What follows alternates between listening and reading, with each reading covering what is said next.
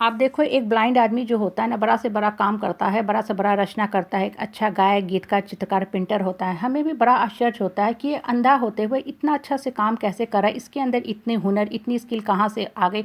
हम आँख वाले होते हुए भी इतना अच्छा से काम नहीं कर पाते हैं। आप देखो, बचपन से हम ये बातें सुनते आ रहे हैं, look with in, focus inside rather than outside world. हमेशा अपने अंतर्मन की तरफ ध्यान रखो, अपने अंतर्मन पे चिंतन करो, भगवान वहाँ हैं। ये सारी बातें हमें बचपन से सिखाई जा रही हैं। आप देखो, सूरदास अंधा होते हुए भी श्री कृष्ण की सुंदरता का, श्री कृष्ण के भक्ति गान का जितना सुंदर वर्णन किया है, उतना हम भगवान श्री कृष्ण की पूजा करके भी नहीं कर पाते हैं। श्री कृष्ण की जो सूरदास ने वर्णन की है सुर सरिता में, सुर संगीत में, उतना सुंदर वर्णन शायद हम पूजा पाठ करके भी नहीं कर पाते हैं। देखो, ये क्या बताता है? ये बताता है कि जो सूरदास थे वो अंधे होते हुए भी अपने मन के दर्पण से श्री कृष्ण का साक्षात्कार किए। भगवान का दर्शन करने के लिए हमें अपने त्रिनेत्र की जरूरत होती है। ये तो आँख जो दिया हुआ है, ये तो सिर्फ एक्सटर्नल ऑब्जेक्ट देखने के लिए होती है। जब आपका अंतर्मन खुला रहेगा तभी आपको किसी भी चीज़ का या भगवान का या आपको जो अंदर की क्रिएटिविटी है वो बाहर की तरफ निकलेगी। इसलिए हमेशा फोकस अंदर की तरफ रखो। हम पूजा पाठ देखो मुख से करते हैं, हाथ जो होता है हमारा सिर्फ एक इंस्ट्रूमेंट होता है। फल फूल पुष्प माला अर्पित करते हैं, धूप अगरबत्ती हम चढ़ाते हैं भगवान को।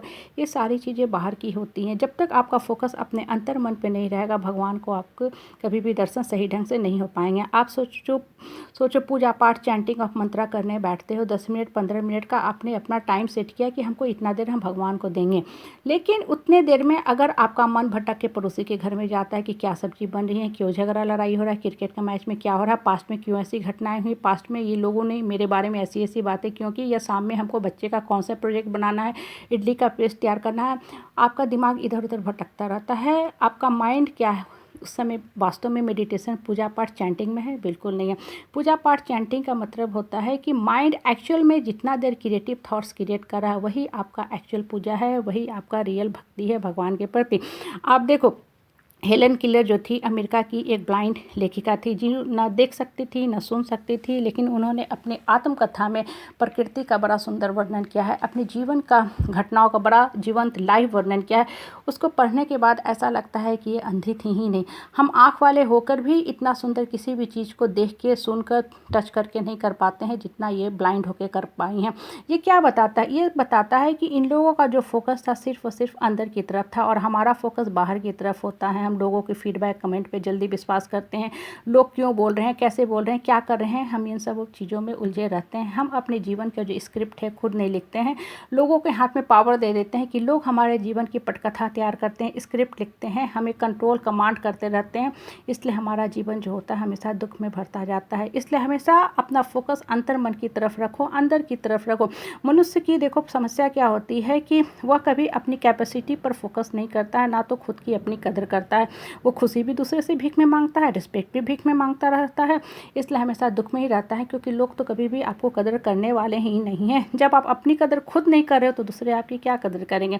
हमेशा जो फोकस रहेगा ना, जब अंदर की तरफ रहेगा, तभी आपका इंट्यूशन, इनर ट्यूटर जो मन के अंदर बैठा है वही आपको सही कमांड देगा, गाइड करेगा, जीवन का सही सजेशन देगा। जितना ज़्यादा आप बाहर की तरफ उलझे रहोगे, आपका जो इंट्यूशन है, अंतर मन के अंदर जो बैठा हुआ भगवान है, वो लुप्त होता जाएगा, ख़त्म होता जाएगा, छुपता जाएगा, क्योंकि आप बाहर की दुनिया में ज़्यादा उलझे हुए हो। आप सपोज करो कहीं लाउड स्पीकर बज रहा है, बहुत तेज़ आवाज़ में साउंड आ रही है, आप उस समय अपनी आवाज़ भी नहीं सुन पाते हो, दूसरे से क्या आप फ़ोन पे, मोबाइल पे बात करोगे? कहीं भी हम बात करने के लिए भी एक शांत जगह तलाशते हैं कि हम स्थिर से बात कर सके। सेम थिंग लाइफ के साथ भी होता है। अगर आपको अपने आप से बात करना है, ऊपर वाले से बात करना है, तो अपने अंतर मन को बाहर की दुनिया से अलग करो, अंतर मन की तरफ फोकस करो। जितना ज़्यादा आपका अंतर मन अंदर की तरफ रहेगा, आपका जीवन की दिशा जो है ऊपर उठते जाएगी। आप देखो, 2 आदमी खा रहा है, एक आदमी जो है पूरी पनीर, शाही पनीर लेके बैठा हुआ है, पराठा लेके बैठा हुआ है, दूसरा जो है दाल रोटी लेके बैठा हुआ। ये जो दूसरा आदमी है ना, उसको हमेशा शिकायत रहेगी कि देखो इतना अच्छा खा रहा है, हम सिर्फ दाल रोटी खा रहे हैं क्योंकि उसके पास आंखें हैं। लेकिन वहीं एक अंधा आदमी बैठा हुआ है, उसे आप दाल रोटी भी दे दोगे ना, रात की भी दाल है, रोटी है, वो चुपचाप खाता रहेगा। वो कहेगा, हे भगवान, मैं तो इस लायक ही नहीं था कि खाना बना सका, आपको बहुत बहुत थैंक यू, मैं आपके प्रति एहसानमंद हूँ कि मुझे आपने खाना दे दिया, मुझे खाना पानी मिल रहा है, अब मैं अपना जो ध्यान हो काम के प्रति लगाऊंगा। ये क्या बताता है? ये बताता है कि वो उस आदमी में ग्रैटिट्यूड की फीलिंग है, वो अंधा होते भी भगवान के प्रति एहसानमंद है।